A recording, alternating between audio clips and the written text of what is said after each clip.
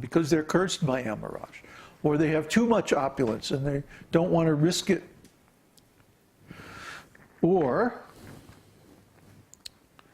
aparādha-uttha, they have some offenses and they're suffering on account of offenses.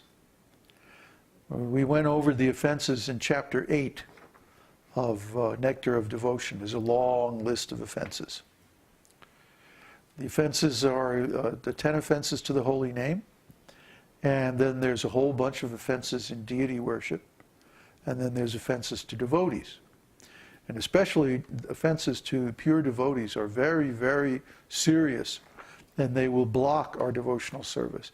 Even if we have done a lot of service, if we commit an offense to a devotee, that can block our getting the results of our service until that offense is cleared.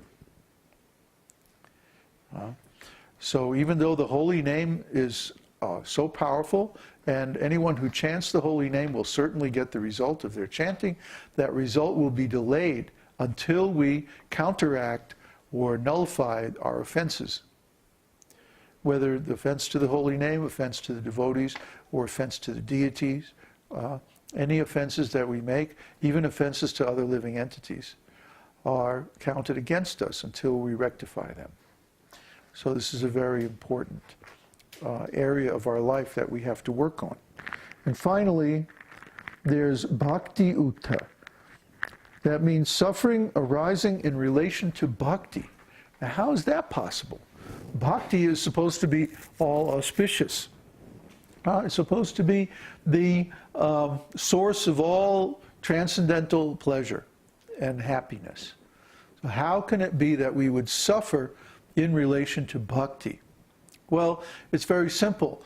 We can commit offenses, or we can try to use bhakti to get something else, something material. For example, it's well known that the holy name is a desire tree, and whatever you desire while chanting the holy name certainly will manifest. But what people don't understand is that that's also an offense to the holy name. Because the real purpose of the holy name is not to entangle us in material activities, but to free us from them. So if we try to use the holy name to attain some material objective, whether it's wealth or relief from some kind of distress, or fame or power, or anything like that, this is a mistake. And especially if we cultivate this desire deliberately, then it's really, really serious offense. Now, it's a fact. In order to do our engagement, for example, in order to preach effectively, a certain amount of fame is necessary, a certain amount of knowledge is necessary, even a certain amount of money is necessary for effective preaching. If you tuned into our class and like we're dressed in rags, and living under a tree somewhere, I don't know how we would afford a camera, but let's say, somehow or other, you wouldn't be very impressed, would you?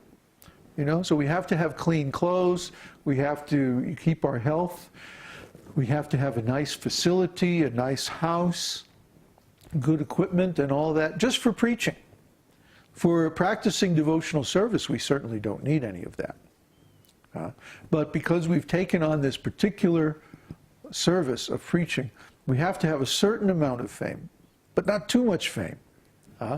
For example, even if we had the chance to accept many, many disciples, we're not going to do it. We're going to accept as many disciples as we can handle, as many disciples as we can help. And beyond that, we're not going to accept more. Because it's very dangerous. If you accept a disciple, you have to take some portion of their karma. Any leader does, but especially a spiritual master. So, we can't take too many disciples, or, we wouldn't be able to function. So that has to be avoided.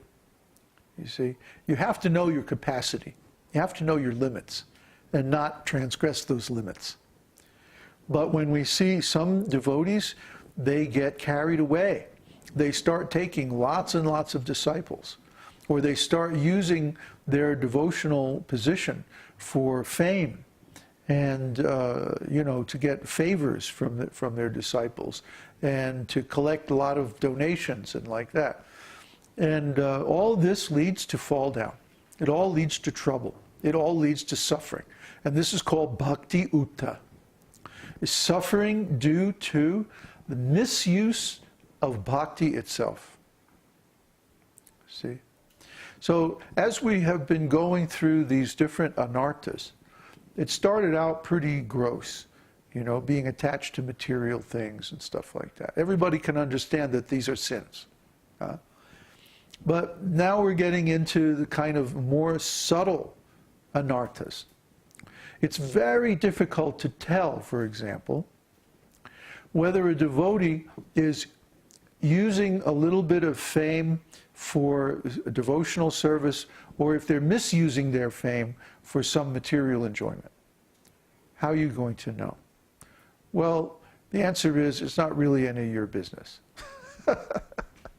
But it's between that living entity and Kṛṣṇa. But still, it's good to be able to see the signs or symptoms of this, because it usually results in fall down sooner or later. That devotee is going to have trouble on the path of devotional service, and they're probably going to fall down or have some other difficulties. So it's probably a good thing not to be in too close association with them. You see? So, for example, my godbrothers, I hate to bring this up, but I have to. They got into too much politics. They collected a lot of money, and they got kind of carried away with the power thing, and they formed a very closed clique, and then they started doing power politics with their other godbrothers and the other members of the mission. And this ruined everything. Because of misuse of the position and power that they got from their bhakti. I mean, some of these guys were made regional directors of whole huge areas of the world when they were like 20, 22, 23 years old. I know Hridayananda Maharaj, for example, was made the GBC secretary for South America when he was like 20 years old. 20 years old. I go to colleges sometimes and I see people who are 20 years old and they look like kids. Well, they are kids. Most of them are still, their whole existence is being paid for by their parents and so on like that. They've never worked a day in their life. They're kids, school children at that age. And yet this guy at the age of 20 was in charge of something like 10 temples. 300 to 400 devotees in South America. And he didn't even speak Spanish. He had to learn Spanish. Well, fortunately, he was pretty quick, but still, try to understand. These men were given these positions out of necessity way, way before they were actually ready for them, just out of Srila Prabhupada's mercy. And out of necessity. There was a need. There were so many devotees, and there were very, very few advanced. I'm afraid, frankly, the same thing's going to happen in our group if we grow too fast. So I'm working on ways to get rid of people.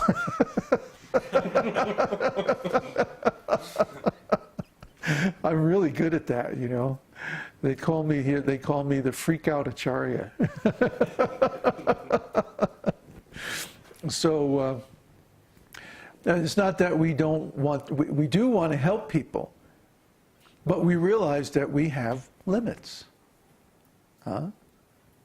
We can't help too many people. We could help a whole lot of people a little bit, or we can help a few people a whole lot.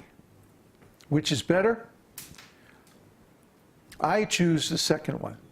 I would rather take 10 people and train them all the way up to full pure devotional service, full enlightenment, full self-realization, than take 100 disciples or 1,000 disciples and give each one just a little bit.